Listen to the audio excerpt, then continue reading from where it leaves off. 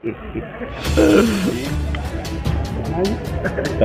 जब मैं आज आप आए हैं, क्या कहेंगे? भाजपा का कैंडिडेट था। देखिए, हम आज यहाँ बड़े गांव में एक वैवाहिक कार्यक्रम में आए हैं और हमें खुशी है इस बात की कि हमारे कुछ नौजवान पत्रकार जो हैं वो एक पैरेलल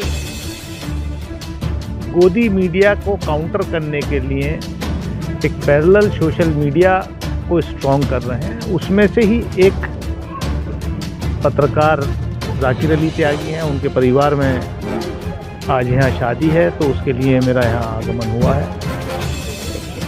तो जिस तरह से अब बिहार चुनाव को लेकर हम बात करेंगे, बिहार के चुनाव महागठबंधन के क्या वो दिख रहा है, आपको बताइए। बहुत अच्छा है और बिहार में जो है महागठबंधन की सरकार बनेगी।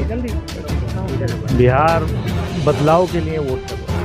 इस तरह से बीजेपी भी अपनी जीत, एनडीए गठबंधन भी अपनी जीत का दावा देखिए, हर कोई पॉलिटिकल पार्टी अपनी अपनी जीत का दावा करती है और करना भी चाहिए। और दूसरी तरफ पर्चियाँ मिली हैं कुछ ईवीएम की, उसको लेकर काफ़ी सदोबस्त की। देखिए, वोट चोरी कई रूप में हो रही है जब से नरेंद्र मोदी ने इस देश की कमान संभाली है। तो वोट चोरी, वोट नकली वोट बनवाने से, जो एग्जिस्टिंग जेन्युइन वोटर्स हैं उनका वोटर लिस्ट से नाम कटवाने से, एक एक मकान के एड्रेस पे 500 लोगों के वोट बना देना, जीरो एड्रेस पे जो है लाखों वोट बना देना, एक एक फोटो पे कई सौ वोट बना देना। पता चला ब्राज़ील की मॉडल थी, उसी की फोटो पे जो है 250 वोट बन गए। तो वोट चोरी बड़ी सिस्टमैटिक तरीके से भाजपा कर रही है और चुनाव आयोग जो है वो बीजेपी के एजेंट के रूप में काम कर रहा है। और शायद यही वजह है कि जब 2023 में मैं खुद लोकसभा का मेंबर था, जब ये अमेंडमेंट बिल लेकर के आए कि चुनाव आयोग की नियुक्ति जो है वो उसमें अमेंडमेंट किया है इन्होंने। सुप्रीम कोर्ट ने ऑर्डर किया था कि prime minister, leader of opposition और chief justice of India 3 member committee होगी जो चुनाव आयोग के सदस्य और मुख्य चुनाव आयुक्त की नियुक्ति करेंगे। लेकिन मोदी सरकार ने उस कोर्ट के उस फैसले को पलटते हुए पार्लियामेंट में अमेंडमेंट किया। केवल यही नहीं कि सुप्रीम कोर्ट के चीफ जस्टिस को उससे बाहर किया, बल्कि कमेटी ऐसी बनाई कि प्रधानमंत्री, उनके 2 मंत्री और लीडर ऑफ अपोजिशन, यानी कि मेजॉरिटी उनकी, एलओपी का कोई मतलब नहीं रहा। प्लस जो उससे भी ज़्यादा खतरनाक बात थी कि चुनाव आयुक्त चाहे कितना ही भी गलत काम कर दे, चुनाव आयुक्त कुर्सी पर बैठे हुए इस देश के लोकतंत्र की हत्या कर दे, उसको खत्म कर दे, उसको बर्बाद कर दे, लेकिन उसके खिलाफ कोई मुकदमा, कोई केस, कोई पॉलिटिकल पार्टी नहीं कर सकती। और वो केवल चुनाव आयुक्त रहते हुए नहीं, रिटायरमेंट के बाद भी उसको ये प्रोटेक्शन मोदी सरकार ने कानूनी रूप से दिया है। तो ये इस बात का सबूत है कि जो तैयारी थी उनकी वो बहुत पहले से।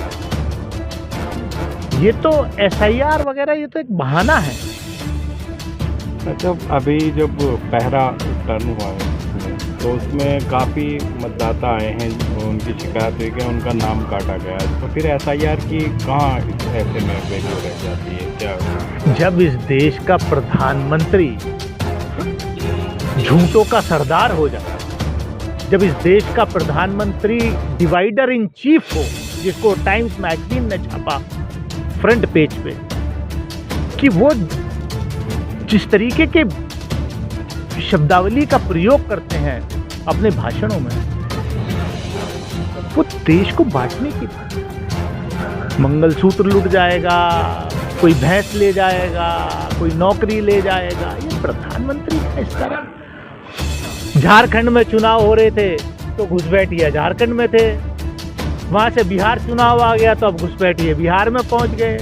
अभी बिहार खत्म होगा, बंगाल का चुनाव है 6 महीने बाद, तो घुसपैठिए बंगाल पहुँच जाएंगे, फिर उत्तर प्रदेश में आ जाएंगे। अरे भाई 11 साल से तुम कर क्या रहे हो? किसके पास पावर है? कितने घुसपैठियों को आपने देश से डिपोर्ट किया? ये क्या है? इस तरह से हेट स्पीशीज को लेके धार्मिक ध्रुवीकरण की कोशिश की जा रही है चुनाव जीतने के लिए, इस पे लगाम किस तरह से लगेगा? देखिए, जनता, कोर्ट ने हेट स्पीच के बारे में जजमेंट दिया। कोर्ट ने कहा कमेटी बनाओ, लोकल डिस्ट्रिक्ट एडमिनिस्ट्रेशन को ऑथराइज किया कि ऐसे लोगों पर कार्रवाई हो। लेकिन जिस सरकार को के आगे कोर्ट वगैरह सब, मतलब वो कोर्ट को मानते ही नहीं ना, वो इम्प्लीमेंट करने का काम तो सरकार का है ना। कोर्ट ऑर्डर दे सकता है लेकिन उसको इम्प्लीमेंट जो है वो सरकार करेगी। क्या कर सकते हैं? ठीक है।